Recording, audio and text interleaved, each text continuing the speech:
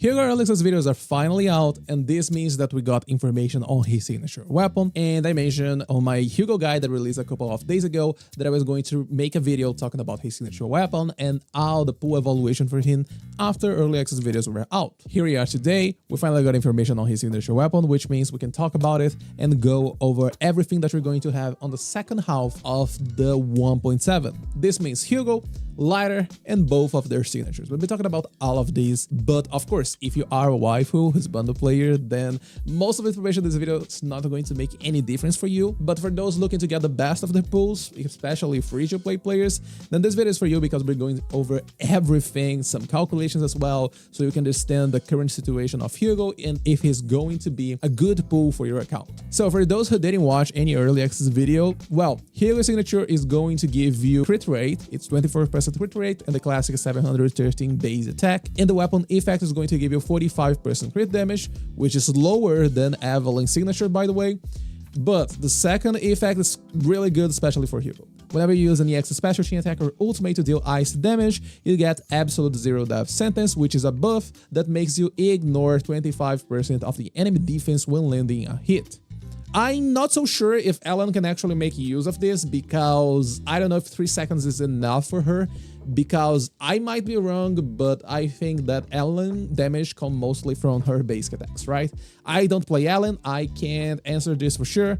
So if we have any Ellen players here watching these videos, I would love to get some extra information to know if this is even a good weapon for Ellen. For those that don't know how defense ignore and defense shred penetration, all of these things works, well, I have 2 videos, one where I go really deep into the math and also another one where I go over a more basic explanation of why penetration sometimes works, sometimes doesn't work, and isn't as bad as it seems. I'm going to be linking those 2 videos in the top right corner. You can watch it later. Don't leave this video right now, please.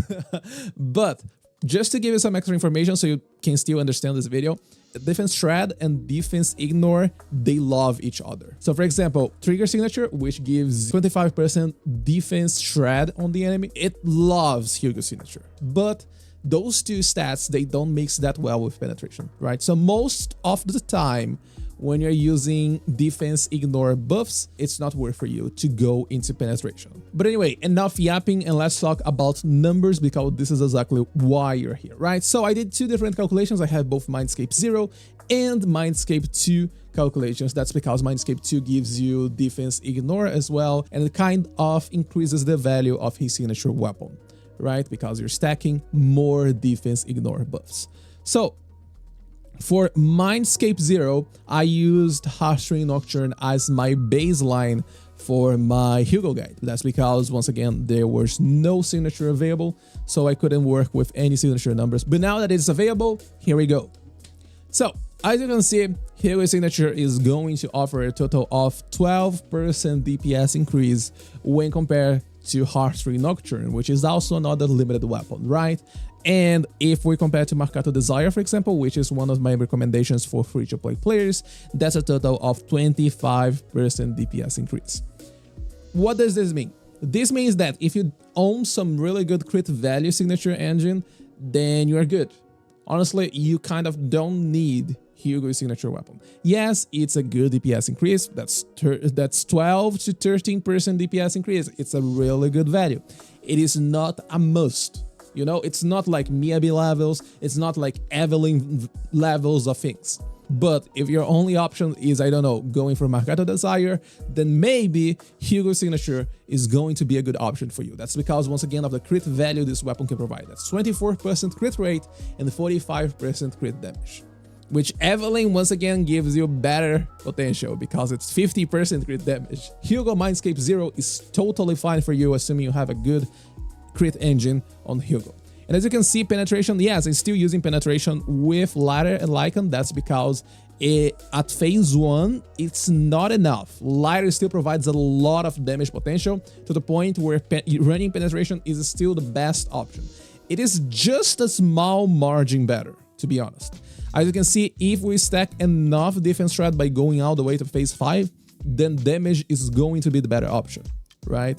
Penetration is not the best option anymore. Damage is going to be the better option. But it's still a small DPS increase, right? And for those that are going to invest in Hugo, then we have Mindscape 2 calculations here as well. So as you can see, the DPS increase is now higher comparing Heartstring Nocturne to Myriad Eclipse. And as you can see here, once again, by now, it's not worth for you to run penetration anymore. So if you're going for Mindscape 2, even with Hugo signature at phase 1, you should stop running penetration, right? And should go back into damage. And the difference gets even bigger if you're going, for example, for phase 5. I think it's 40% because at base it's like 25, and always phase 5 is a total of 60% increase. So yeah, 40% plus 15% from Mindscape 2, that's a total of 55% defense thread, okay? So that's why by this point, running penetration is going to be pretty much pointless for you, not worth it. Go back into damage, go back into attack. But if you're only aiming for phase 1 and you're not running trigger, for example, then penetration is still okay. It just depends on your substats, okay? Remember about this, substats are really important. Crit rate, crit damage, these things are not going to come as your main stat on Disc 5. But anyway, that's enough yapping about builds, right? Talking about Hugo itself, should you pull Hugo? I think he's a really great unit, not to mention he provides a really, really unique playstyle. I mentioned on my video that Lighter Lycan was going to be one of the best in compositions, and Apel did a really, really great video. I love Apel videos when it comes to combat showcase and comparing different things, the value they're going to provide. And as you can see, even for Apel, who actually played on the content creator server, I only did this based on spreadsheets, okay? All of my calculations come from spreadsheets, and I said that Lycan, Hugo, and Lighter is going to be one of the best teams. Apel proves here that is one of the best teams, not to mention it's considered to be an easy team, the only 5 out of 5 team in this whole list. Even if you go into the part 2, as you can see, and even on Deadly Assault is one of the teams that get the most totalized counts and a really, really good score. So overall, one of the best things as I mentioned, that's because Lighter also provides damage buffs for Lycan, who is going to stay on the field stunning the enemy. So it's just massive damage everywhere. Trigger was also an option that I mentioned. You can see here, it's still mentioned here as a good option if you're running his signature weapon. Then you get a lot of value from Trigger with her signature weapon as well. I'm going to leave this video down in the description so you can watch it later. Go show some love. Apel deserves some love because of this combat showcase. It is really good. If you have good stunners on your account, you want to free your supports away, because every single team looks like it loves Astra. Every single character that releases wants to run Astra to get the maximum damage potential. Well, Hugo don't care for this. Hugo actually wants to go for a full husbando team where you simply slot Lighter, Lycan, and Hugo. And there you go, maximum damage potential, maximum days potential. Hugo just loves and go and do boom, big boom damage. That's exactly what you need. You want to free your support units for other team compositions. You have good stunners on your account. Hugo might be a good pick for you.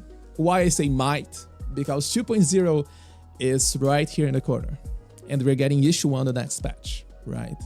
So there's no way they're going to release the issue 1 to be weak, right? She's kind of the selling unit for 2.0. They already dirt marketed her, so there's simply no way they're going to make her a weak unit. If you don't own stunner units, then Hugo might be a huge skip for you, right? I personally would love to get Hugo, but I don't own Lighter, so it means I would need to get Lighter and Hugo, and once again, Yishuan's right over there. If you're going for Hugo, don't go for his signature weapon if you already have a good crit engine.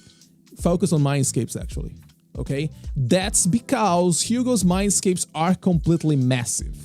Like, of course, you need to go all the way to Mindscape 2 because Mindscape 1, it's kind of the same situation as Jane.